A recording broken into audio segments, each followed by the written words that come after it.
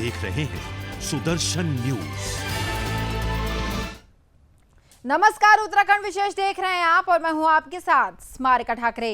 विधानसभा चुनाव से पहले उत्तराखंड में कांग्रेस को एक जोरदार झटका लगा है। उत्तरकाशी की पुरोला विधानसभा सीट से कांग्रेस विधायक राजकुमार ने दिल्ली में प्रदेश के मुख्यमंत्री पुष्कर सिंह धामी की मौजूदगी में बीजेपी का दामन थाम लिया। राजकुमार ने कांग्रेस का दामन थाम 2017 में उत्तरकाशी की आरक्षित सीट पुरोला से चुनाव लड़ जीत हासिल कर ली थी। फिर वहीं विधायक ने दिल्ली स्थित बीजेपी राष्ट्रीय कार्यालय में आयोजित कार्यक्रम में बीजेपी की सदस्यता ग्रहण कर घर वापसी अब कर ली है।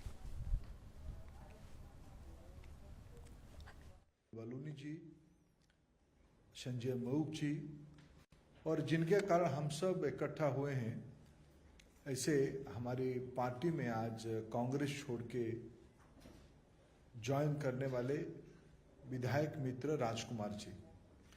मित्रों, मैं उत्तराखंड में लंबे समय से राजनीतिक कामों से जुड़ा हूं। राजकुमार जी ने खड़े होकर और वहीं कहा कि पार्टी की लाइन देश के अनुसूचित वर्ग को प्रभावित करे तो ऐसी पार्टी की लाइन से अलग हटके भी मुझे बोलना पड़े तो मैं बोलूंगा।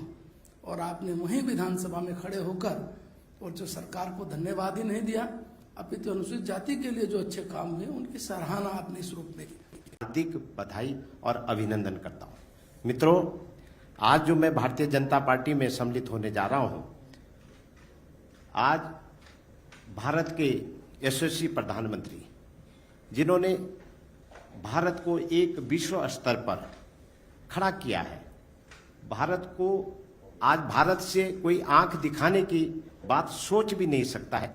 देहरादून की सहसपुर विधानसभा से विधायक थे और अभी वर्तमान में आप पुरोला विधानसभा से विधायक हैं और आपने हमेशा, मैंने देखा है, शोषितों के बीच में, दलितों के बीच में, वंचितों के बीच में, गरीब लोगों के लिए आप हमेशा संघर्षशील रहे हैं। विधानसभा हो या विधानसभा के बाहर हो, पूरे उत्तराखंड के अंदर लगातार आप काम करते रहे।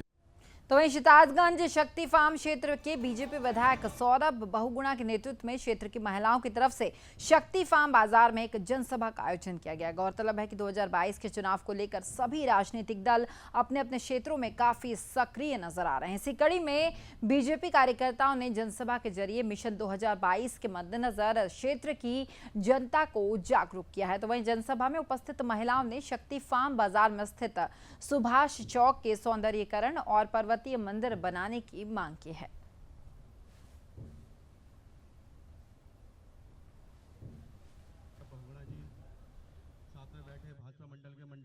मुझे जनसभा नहीं है जी, ये एक हम हर जगह लोगों से मिलते रहते हैं, बैठते हैं। तो आज हमने वार्ड नंबर 5 और 3 की यहाँ पर हमारी माताएं बहनें, हमारे वार्ड नंबर 3 के सारे लोग हैं और एक जनरल मीटिंग थी। लोगों से मिल रहे हैं, लोगों से बात कर रहे हैं, लोगों की तकलीफें समझ रहे हैं, लोगों को क्या और होना चाहिए शक्ति फार्म सितारगंज में, उसकी जानकारी जुटा रहे हैं। क्योंकि हमको जो भी रोड मैप बनाना पड़ता है उसके लिए लोगों की राय लेनी पड़ती है। तो वहीं टनकपुर के शारदा नदी से हो रहे भू कटाव को लेकर ग्रामीणों में आक्रोश देखने को मिल रहा है। गांव के लोगों का कहना है कि शारदा नदी से लगातार भू कटाव की समस्या बनी हुई है और अभी तक सुरक्षा संबंधित कोई भी ठोस व्यवस्था यहां पर नहीं की जा रही। आपको ये बता दें कि शारदा नदी में हर साल बाढ़ इसी तरह आती है और ग्रामीणों के करोड़ों रुपए की भूमि जो है वो आपदा की भेंट चढ़ जाती है। और साथ ही ग्रामीणों का ये कहना है कि उनके कई खेत, बगीचे, धान की फसल को भारी नुकसान पहुंचता है।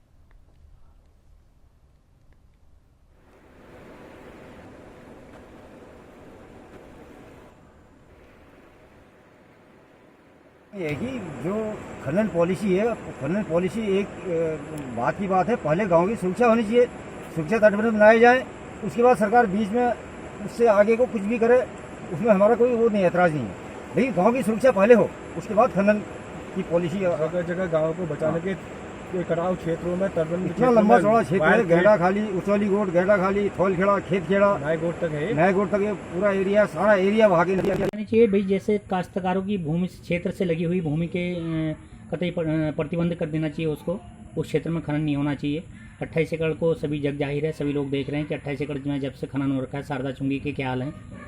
सबने देखा होगा कि अपने छोटे छोटे बच्चों को मकानों से वंचित होकर शारदा चुंगी जब बही थी, सबने दूसरी टेंट में रात बिताई थी।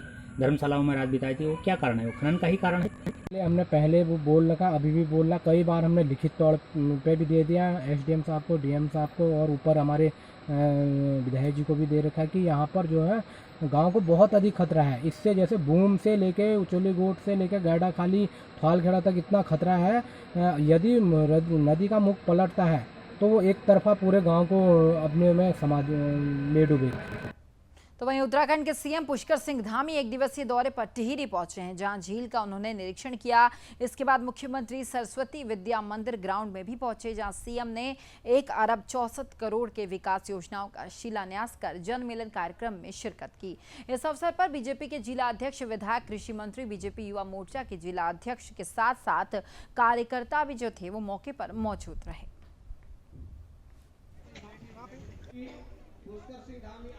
हमारा जो है समाज के सहयोग से, यहाँ के जो हमारे संत समाज के लोग हैं उनके सहयोग से और सरकार के समन्वय से आर्थिक रूप से विकसित करते हुए उत्तराखंड को हम आध्यात्मिक और एक सांस्कृतिक राजधानी के रूप में पूरी दुनिया की बनाना चाहते हैं। उस दिशा में हम काम कर रहे हैं और टिहरी में जो हमारा टिहरी की झील है, इसके आसपास यहाँ का जो हमारा पर्यटन है वो विश्व स्तर का हो।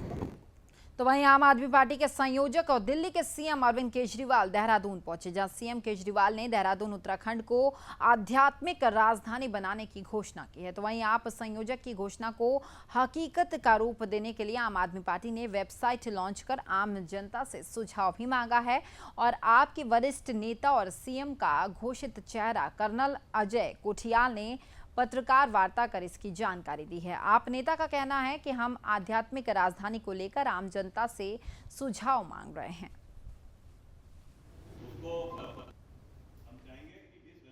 ये ना कई जगह से बहुत पहले से सुझाव आ रहे थे कि क्योंकि उत्तराखंड में हिमालय है, उत्तराखंड में सारी की सारी जो एस्पेक्ट्स हैं वो स्पिरिचुअल फीलिंग से जुड़ी हुई हैं, चाहे वो धार्मिक यात्रा हो, चाहे यहाँ पे लोग आते हैं एक सुकून लेने के लिए। तो उन सबको प्लान करके हम इसे एक ऑर्गेनाइज सेक्टर बनाने का जो प्लान कर रहे हैं उसको लोगों को समझाने के लिए और लोगों से जानकारी लेने के लिए, ताकि हम हर टाइप के एंगल को इसमें जोड़ सकें, इसलिए आज ये वेबसाइट लॉन्च करेंगे। तो वहीं उत्तरकाशी के टकनौर क्षेत्र के रैथल गांव में सेलकू का त्यौहार मनाया गया, जिसमें ग्रामीण ढोल नगाड़ों के साथ झूमते हुए देवी देवताओं की पूजा अर्चना करते हुए दिखाई दिए। इस दौरान मेले का भी आयोजन किया गया था। तो वहीं पूर्व विधायक विजयपाल सजवाण पौराणिक सेलकू मेले में बतौर मुख्य अतिथि सम्मिलित हुए। उनके साथ ही नगर पालिका अध्यक्ष रमेश भी इस पर्व पर शामिल हुए।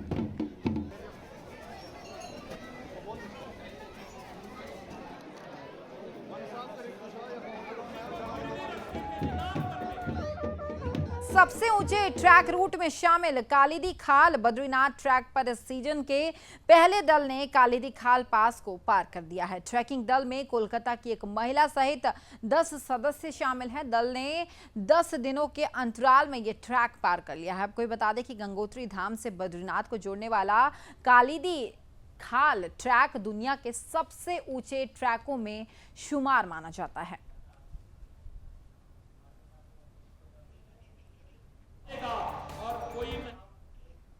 तो वहीं उत्तरकाशी में प्रतियोगी परीक्षाओं की तैयारी करने वाले बच्चों, शोधकर्ताओं, किताब पढ़ने वाले शौकीन पाठकों को आधुनिक पुस्तकालय के रूप में एक बड़ी सौगात दी गई है। इस दौरान जिलाधिकारी ने जिला पुस्तकालय का उद्घाटन किया। इस बीच नगर पालिका अध्यक्ष और जिला अध्यक्ष उपस्थित भी रहे। 13 लाख की लागत से जिला पुस्तकालय का सौंदर्यीकरण का काम करके लाइब्रेरी को आधुनिक स्वरूप में बनाया गया है, जिसमें 45,000 से ज्यादा किताबों के साथ ही प्रतियोगी परीक्षाओं जैसी नवीन अध्ययन सामग्री भी उपलब्ध है।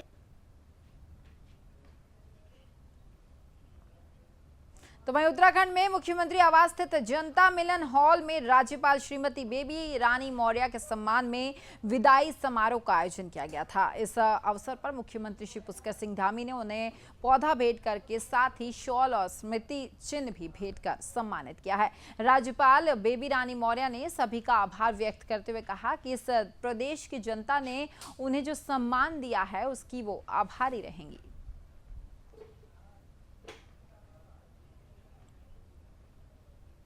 तो वहीं विकासनगर में चकराता जनजातीय क्षेत्र जौनसार बावर के मंदिरों में जागड़ा त्योहार धूमधाम से मनाया गया है।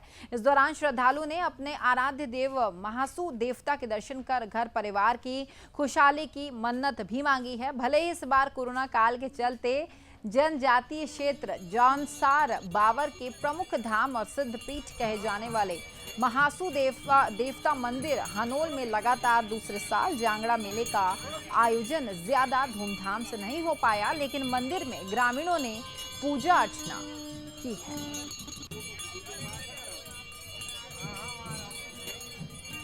तो वहीं उत्तराखंड के विकासनगर में मां यमुना रक्षक संघ के तत्वाधान में डाक पत्थर बैराज में यमुना आरती के संपन्न दिवस पर मुख्य अतिथि के तौर पर पूर्व मुख्यमंत्री तीरथ सिंह रावत की धर्मपत्नी मां यमुना की आरती में सम्मिलित हुए। इससे पहले मां यमुना रक्षक संघ के राष्ट्रीय अध्यक्ष के आवास पर पूर्व मुख्यमंत्री की पत्नी डॉक्टर रश्मि त्यागी की तरफ से मां यमुना की विधि विधान से पूजा की गई है। इस दौरान प्रदेश अध्यक्ष महिला बीजेपी जिला महामंत्री एबीवीपी नेता जो थे वो मौजूद रहे।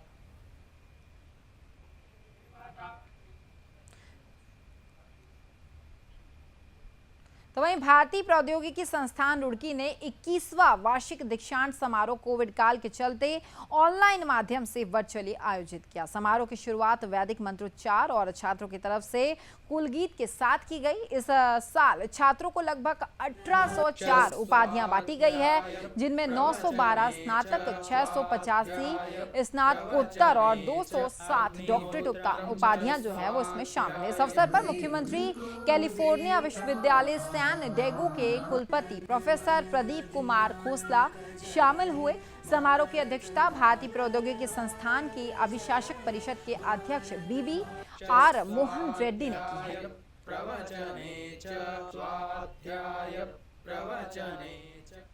तो वहीं रुड़की के भगवानपुर में हुई ऊर्जा निगम के लाइनमैन की हत्या का अब पुलिस ने खुलासा कर दिया है। हत्या के आरोप में पुलिस ने एक आरोपी को भी गिरफ्तार कर लिया है। आरोपी ने पूछताछ में यह बताया कि उसका मृतक से अवैध संबंध था। पुलिस ने हत्या में इस्तेमाल किया गया तमंचा भी बरामद कर लिया है। फिलहाल मामले में आरोपी से पूछताछ जो है वो अभी जारी है।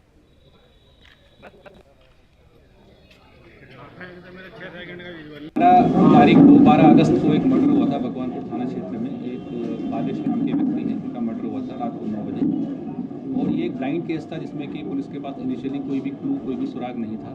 2-3 लाइन पर पुलिस ने काम किया था लेकिन सफलता नहीं मिली। पिछले 1 महीने से इस पर भगवानपुर पुलिस और हमारे जो ऑफिसर्स हैं वो लगातार इस पर, हमारे SP देहत साहब हैं और CO साहब हैं, ये लगातार इस पर काम कर रहे हैं। तो वहीं कांग्रेस की तरफ से मसूरी में खेल को बढ़ावा दिए जाने को लेकर मसूरी के खिलाड़ियों को स्पोर्ट्स किट और ड्रेस दी गई है। इस मौके पर कांग्रेस अध्यक्ष गौरव अग्रवाल ने सरकार से मसूरी का सर्व ऑफ इंडिया के मैदान को खिलाड़ियों को खोलने की मांग की है। गौरव अग्रवाल ने कहा कि मसूरी और आसपास के क्षेत्रों में प्रतिभागों की कमी नहीं है, लेकिन उनके खेल को निखारने के लिए कोई भी प्लेटफॉर्म उपलब्ध नहीं है। मसूरी में खेल मैदान की बहुत बड़ी कमी है, क्योंकि युवाओं के लिए अब समय आ गया कि आके खेले। उसी ग्राउंड में मोहम्मद कैफ खेला हुआ है।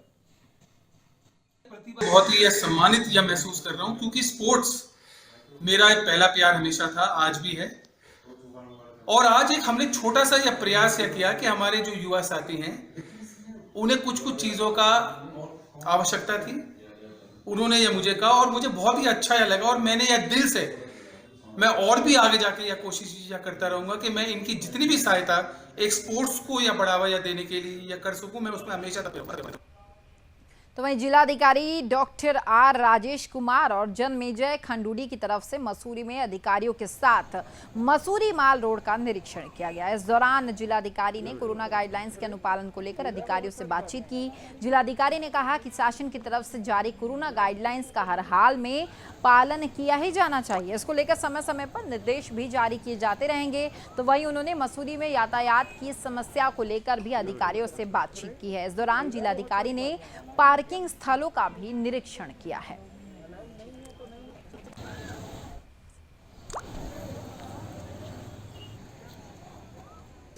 तो वहीं खटीमा में पॉलीप्लेक्स फैक्ट्री के पीछे जंगल में पेड़ से लटके एक युवक का शव मिलने से हड़कंप मच गया। आपको बता दें कि शिव मंदिर कॉलोनी का रहने वाला एक युवक लकड़ी लेने के लिए जंगल गया था, लेकिन शाम तक वो घर नहीं लौटा, जिसके बाद परिजनों के खोजबीन के दौरान युवक का शव जो था वो पेड़ से लटका हुआ मिला। परिजनों ने मामले की सूचना पुलिस को दी है। मौके पर पहुंची पुलिस ने मामला दर्ज कर अब शव को पोस्टमार्टम के लिए अस्पताल भिजवा दिया है।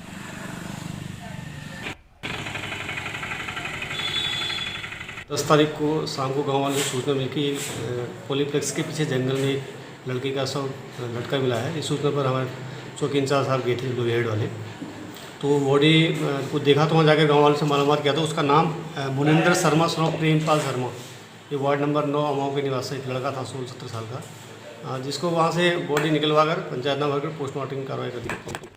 तो वहीं उपाध्यक्ष का पद मिलते ही उमाशंकर गुप्ता ने खटीमा के व्यापारियों के साथ एक बैठक की है। बैठक के दौरान प्रदेश उपाध्यक्ष ने व्यापारियों की समस्याएं सुनी और समस्याओं का समाधान करने का प्रयास भी किया है। तो वहीं व्यापारियों के हितों के लिए उमाशंकर गुप्ता व्यापारियों को एकजुट कर संघर्ष करने के लिए भी जागरूक कर रहे हैं, ताकि भविष्य में व्यापारियों के साथ कोई भी दिक्कत और परेशानी ना हो।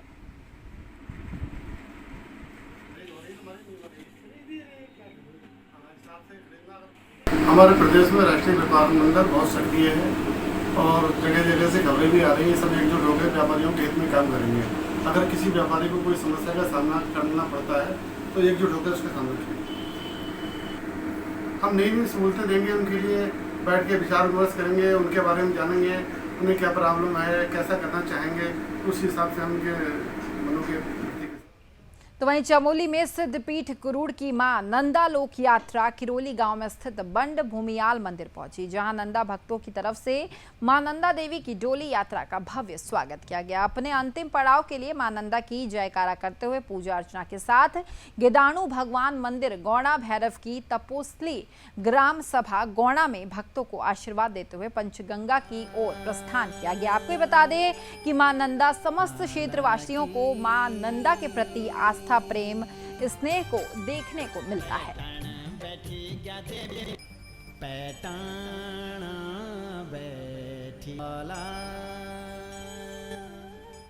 तो वहीं बाजपुर में उस समय हड़कंप मच गया जब कुछ बदमाशों ने दुकान में घुसकर दुकान के मालिक के साथ जबरदस्त मारपीट करते हुए उसका लाइसेंस से रिवॉल्वर भी छीन लिया, जिसके बाद बदमाश मौके से फरार हो गए। जिसके बाद आसपास के लोग मौके पर पहुंच गए और घायलों को उपचार के लिए सामुदायिक स्वास्थ्य केंद्र में भर्ती कराया गया। तो वहीं मारपीट और लूट की घटना दुकान में लगी सीसीटीवी कैमरे में कैद हो गई। पुलिस मामले को दर्ज कर सीसीटीवी फुटेज के आधार पर आरोपियों की तलाश कर रही है। एक तहरीर प्राप्त हुई है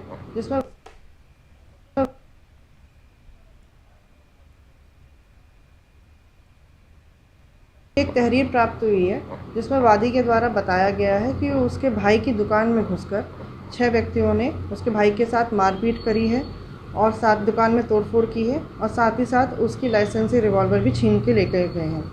मामले में हमने तहरीर प्राप्त कर ली है, सीसीटीवी फुटेज को कब्जे में ले लिया है। हमारी टीमें निकली हैं और जल्द ही इस मामले में हम लोग उनकी गिरफ्तारी करेंगे।